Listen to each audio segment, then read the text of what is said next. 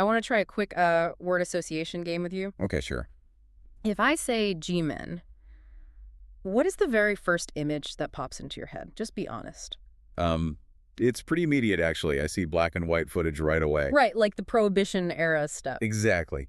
1930s Chicago, fedoras, Tommy guns, and probably Elliot Ness smashing a barrel of whiskey somewhere. Yeah, that is the pop culture default, for sure. You know, we think of the FBI, we think of American federal agents chasing down Al Capone. It's a really strong brand. It is, but looking at this massive stack of source material you've brought in for us today, it seems like we have the geography and the timeline completely wrong. We really do. Because the original G-men weren't American at all, and they weren't federal, and they existed nearly a century before the FBI was even a concept. That's exactly right. We are actually going to Dublin, Ireland for this, and we are going way back to the Victorian era. So welcome to today's deep dive. Our mission today is to trace the complete evolution of the G Division of the Dublin Metropolitan Police. The original G-men. The original G-men. And I have to say, just reading through the historical documents and the first-hand accounts we've pulled together, their arc is wild. They really are. I mean, they go from checking pawn tickets to fighting a full-blown spy war. Yeah. And we're going to impartially look at exactly how that happened based on the historical records left behind by both sides. It's a perfect case study in how a police force evolves and, honestly, how it can completely collapse from the inside out. Yeah, because you have a unit that starts out fairly mundane, right? Dealing with pickpockets and petty theft, but under the pressure of history, it mutates into this high-stakes political intelligence agency. Right. It shifts from criminal policing to political espionage. And it's not just about the policing, it's about the espionage, the double agents, the secret archives. So let's set the scene for the listener. Let's do it. It's 1842. The Dublin Metropolitan Police, or the DMP, is just being set up. How exactly does G Division fit into this? Was it just their detective branch? It was, but the structural setup is really important to understand here. If you look at London at the exact same time, their detectives were completely decentralized. Meaning what exactly? Meaning they were attached to local stations, like divisions A, B, C, and so on. They answered to the local boss of whatever neighborhood they were in. Oh, okay, so they were just neighborhood cops, essentially. Exactly. But in Dublin, the British administration did something completely different. They centralized the detectives. Interesting. Yeah, they created G Division as a single unified force based out of Exchange Court in Dublin Castle. And for anyone who doesn't know, Dublin Castle isn't just a regular police station. No, not at all. It's the nerve center. It was the absolute seat of British colonial power in Ireland. So by physically placing the detectives right there, the administration was sending a message. They were saying, this unit answers directly to the center. They were the only plainclothes unit in the entire city. Everyone else was in uniform walking a regular beat. So G Division was the shadow force from day one. Now, you'd expect with that kind of intense setup that they'd immediately start hunting down revolutionaries, right? But I was looking at their early caseload from the 1840s and 50s in our sources, and it's pretty boring. It is incredibly mundane. It says here they had a superintendent, 2 sergeants, and 14 constables.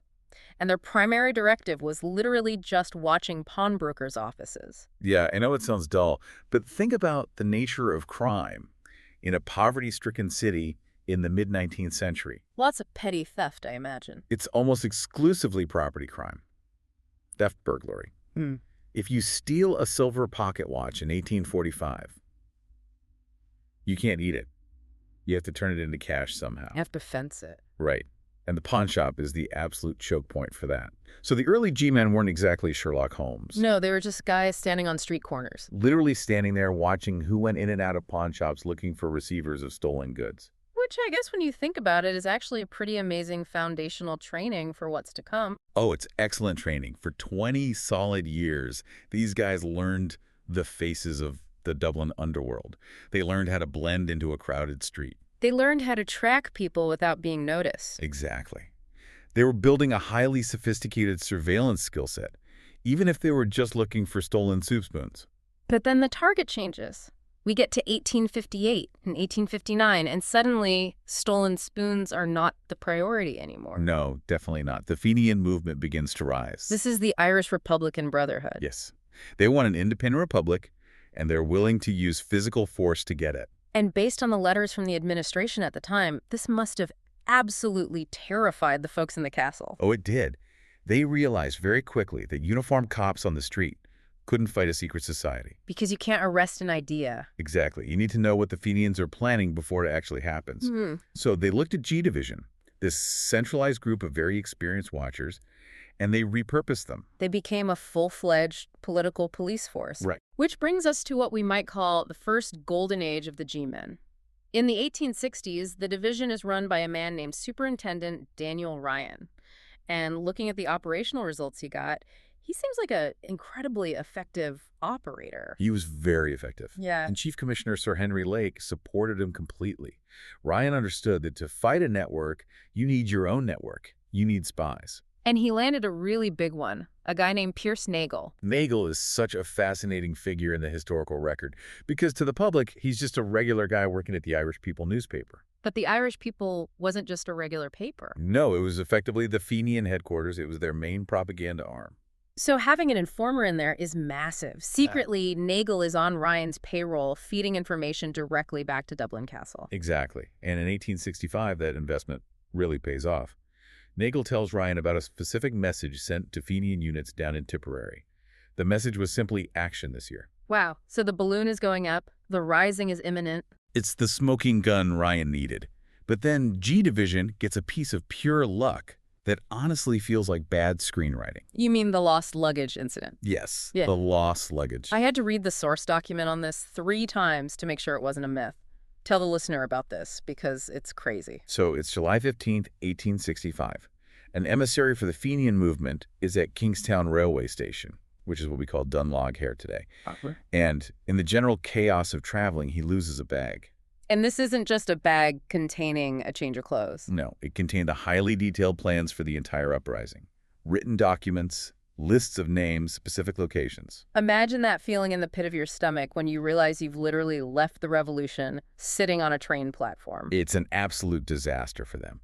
Because that bag, predictably, finds its way straight to G Division. Of course it does. So now, thanks to Nagel's tip-off from the inside and the lost luggage from the outside, Daniel Ryan has the who, the where, and the when. So he strikes. He does. On September 15th, he executes a massive coordinated raid on the newspaper offices.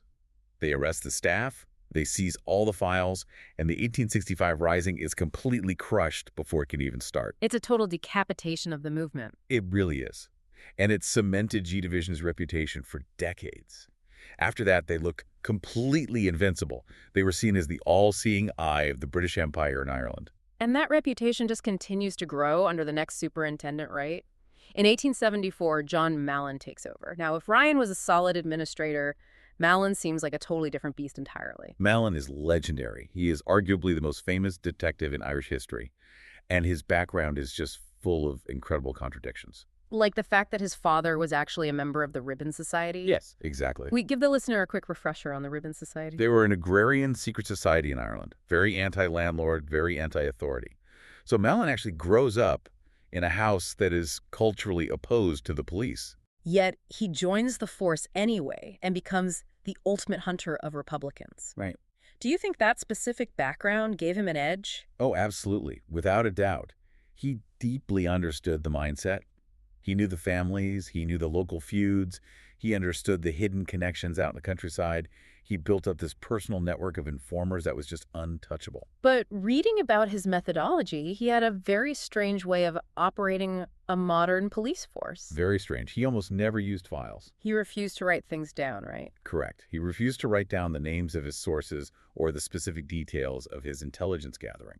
That sounds incredibly inefficient. I mean, for a government bureaucracy, at least. For bureaucracy, it's a total nightmare. Right. But for a spymaster operating in Dublin, it was brilliant security. Because paper trails get leaked. Exactly. Mallon knew that clerks talk. If he wrote down the name of an informer on a piece of paper, that man would likely be dead in a week. So he kept it all locked in his head. He was just a walking human database. Literally. He could walk down a street in Dublin, spot a random face in the crowd, and instantly know the man's political history, his cousins, and what secret meeting he attended last Tuesday. That is terrifying. And he was incredibly successful with it. He took down the Invincibles. Oh, those were the guys who assassinated the chief secretary in Phoenix Park, right? That's them, a very dangerous and violent splinter group. Oh. Mallon rounded them all up. He also fought the Land League during the agrarian unrest, and he even arrested Charles Stewart Parnell in 1881. So as long as Mallon was in charge, G Division remained this terrifying secure force. Yes. But there is an obvious problem with relying on a human database. Humans eventually retire. Precisely the issue. Mallon retires in 1902. And when he walks out the doors of Dublin Castle for the last time, he takes all that institutional knowledge with him. So he inadvertently leaves this massive blind spot in the intelligence network. He does. And this brings us right into the 20th century and the absolute core of our deep dive today. We skip forward to 1919. The Anglo-Irish War begins, but the G Division of 1919 is not the G Division of John Mallon. No, they're in serious trouble now. How so? Well, the regular uniformed police, the DMP, they saw which way the political wind was blowing. They realized the IRA was a serious, highly organized military force. So the uniformed cops mostly just stepped back. They essentially went on strike without going on strike. Exactly. They did traffic control, they investigated regular burglaries, but they tried very hard to stay politically neutral. Just don't look at us, we're just directing traffic kind of vibe. Right. But G Division couldn't do that. Their entire reason for existing was political. Their one job was to hunt the rebels. But they were operating completely in the dark now. They didn't have Mallon's brain to rely on anymore. Right, and the British administration tried to fix this intelligence gap by bringing in outside help. Ah, the so-called Cairo gang. Yes, which was a fatal miscalculation. Let's talk about them because it's a fascinating choice. They recruited all these intelligence officers who had served in World War I, often in the Middle East, hence the Cairo nickname, or in other parts of the empire. Right. Now, play devil's advocate for me here for a second. These are highly experienced military spies. Why is bringing them in a bad idea? Spycraft is spycraft, isn't it? You would think so, but context is everything in intelligence. You cannot take a man who was running local agents in Egypt or operating behind German trench lines and just drop him into a crowded Dublin pub and expect him to function effectively. Because he sticks out too much. Like a sore thumb. They dressed differently. They spoke with very distinct upper-class English accents. They didn't know local slang, and they didn't really know the geography of the city. So they were highly conspicuous. Very conspicuous. And in an urban guerrilla war, being conspicuous makes you a target. Meanwhile, while G Division is struggling to integrate these outsiders who don't know the city, the IRA is doing something incredibly clever. This is the real turning point of the conflict. Yeah, because they aren't just hiding from the police anymore. They are actively infiltrating them. Exactly. This is where G Division truly loses the war. They were so intensely focused on looking outward at the streets that they didn't bother to look at the desks right next to them. Enter Ned Broy, Detective Sergeant Edward Broy. A massively pivotal figure in all of this. Broy was a confidential clerk inside G Division. And clerk sounds pretty low level, but in this specific context, it's everything. It is the absolute keys to the kingdom. Because Mallon was gone, remember. The new administration was writing everything down again. They were typing up detailed reports, compiling huge lists of suspects. And Broy is the guy physically typing them. He is. So he sees every single piece of paper. And he quietly starts making carbon copies of the most sensitive files. How did he even get them out of the castle? I assume he wasn't just walking out the front gate with classified files tucked under his arm. No, he was very smart about it. He used a cutout. There was a librarian named Thomas Gay who worked at the public library on Capel Street. Broy would subtly slip the documents to Gay at the library, and then Gay would secretly pass them along to IRA leader Michael Collins. It's just so remarkably mundane, isn't it? A local public library acting as a deadly intelligence pipeline. It was devastating to the British efforts. But Broy didn't just stop at carbon copies. On April 7th, 1919, he does something that, honestly, if you put it in a spy movie, people would say it's way too unrealistic. Oh, you mean the lock-in? The lock-in. Yeah, tell this story because it's incredible. So Broy is working the night shift at the G Division headquarters over on Great Brunswick Street. And he decides to smuggle Michael Collins into the station. Just pause and think about that for a second. The most wanted man in the entire British Empire. The man literally every single police officer in Ireland is actively hunting for. And he just walks right into their own police station. Right through the door. Broy brings him straight into the highly classified archives room and literally locks the door behind them. And Collins just spends the entire night in there with a flashlight reading his own files. Why take that kind of massive risk, though? Was it just ego? Did he just want to see what they had on him? No. Not at all. It was pure cold calculation. Mm-hmm. He wasn't just in there reading the incident reports. Mm. He was carefully looking at the signatures at the bottom of those reports. Oh, right. He needed to know exactly which detectives were currently active, Right. which ones were actually efficient, and most importantly, which ones were getting dangerously close to him. He was connecting the names to the faces of the men hunting him. Exactly. He was building a prioritized target list. Hmm.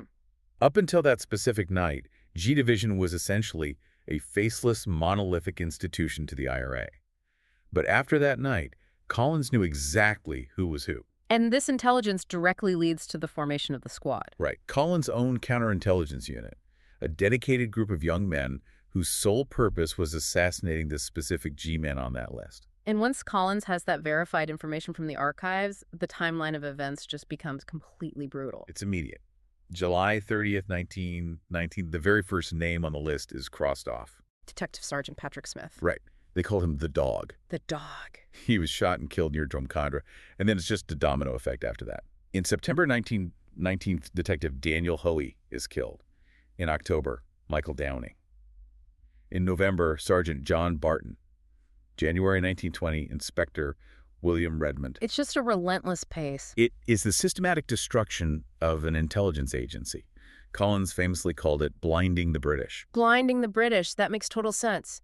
Because if you take out the plainclothes detectives, the eyes and the ears, the whole administration goes completely blind. Exactly. They can have tens of thousands of armed soldiers stationed in Dublin, but if they don't have the intelligence to know exactly who to arrest, that entire army is functionally powerless. There's one specific incident in the source material from April 1920 that really drives home just how intensely personal and psychological this whole war got. The shooting of Harry Kells. Ah, yes. Detective Constable Harry Kells. Now, Kells wasn't just out on the streets investigating. He was actively doing something that the IRA feared more than absolutely anything else. He was conducting the identity parades. Yes. So he was physically going into the prisons. He would go into Mountjoy Prison, look at the lines of Republican inmates, and personally identify them for the state. Wow. He'd point and say, that's the guy who raided the post office, or that's the guy who shot the soldier last month. So he was the direct human link between a prisoner and a long jail sentence or even a hangman's noose. Exactly. So he absolutely had to go. Kells was shot on Camden Street on April 14th. And the authorities were completely rattled by this, right? Because Kells was so uniquely valuable to them. They were panicked. They went out and arrested over 100 people that very same night in mass retaliation. Mm-hmm. But honestly, the message had already been clearly sent to the rest of the division. And that message is simply, if you do your job effectively, you die. Yes. And think about the profound psychological impact that has on the surviving G-men. It must have been paralyzing. You're sitting at your desk in Dublin Castle. You know perfectly well your colleague was shot in the street last week. You know the IRA somehow seems to know your movements before you even make them.